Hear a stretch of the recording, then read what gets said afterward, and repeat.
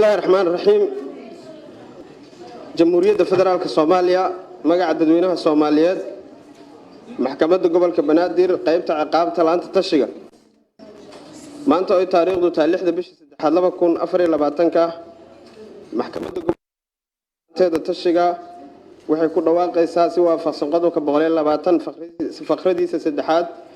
إحيارك هابك عقابة الصوماليات حكومك كيس دعودات عقابتها إلا مركيسو يهي بقول أفرتي تضبو كاسو إيدي سنكي هاي سيد علي معلن داود إنا بيلسن حرس عثمان أفري لباتن جيرا كردش حمر ديجندر كينلي ونحيرا حرونتا دمي بارس سي دي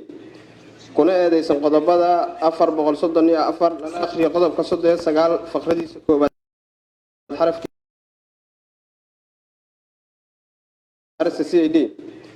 كنا إذا سنقضبضا أفر بقول صدني أفر للآخر قضب كصد سقال فقردي سكوبات حرف كيسدا حركة عقاب الصوماليات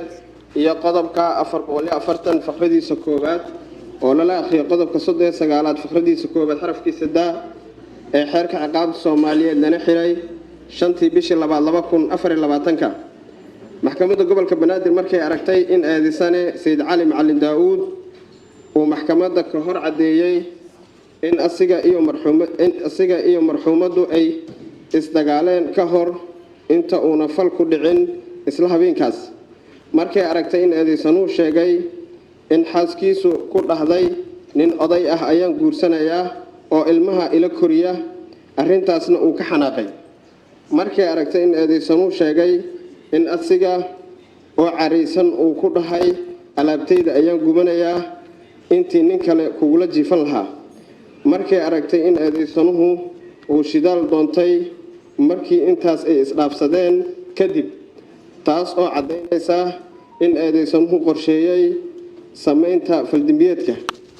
markay aragtay in adeeysanuhu uu gubay qol aan ahaynin qolkii alaabtiisa jiifka iyo fadhigu yaaleen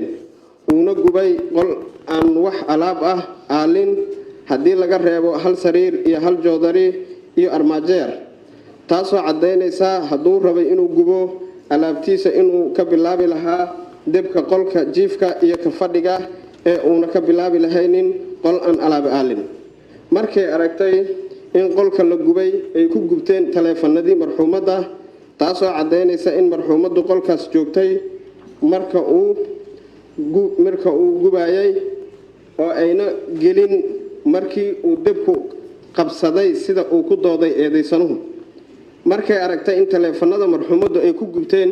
qolka uu gubay eedeysanuhu taas oo muujinaysa in marxuumaddu ay qolka dhex joogtay inta badanna taleefanadu ayna qofka ka harin saacadaasna ay ahayd xilli dambe markay aragtay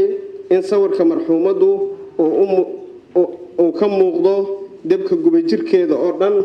ayna suurtagal ahaynin in debka ka kacay hal sariir iyo hal joodari uu gubi karo marxuumadda jirkeeda sida ka muuqata markay aragtay in eedeysanuhu sheegay in waxaas oo dhan uu u sameeyay hadalkii marxuumadda ay ku dhahdo oo ahaa in ay nin kale guriga keensanayso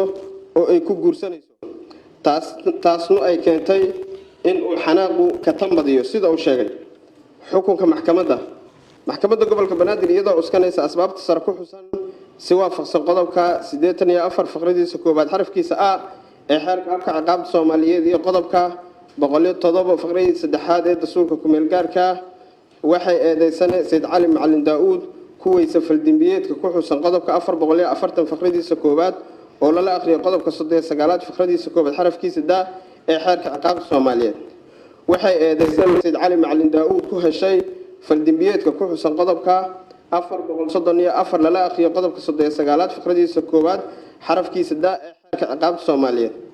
waxay dambiile Said Cali Macalin Daawud ku xukuntay ciqaabta ku xusan qodobka 434 xeerka ciqaabta Soomaaliyeed oo ah dil toogasho ah ahna qisaastii marxuumad luul Cabdicasiis Maxamed xukunkan cid aan ku qancin waxa uu furan racfaan ku sameeyay inta uu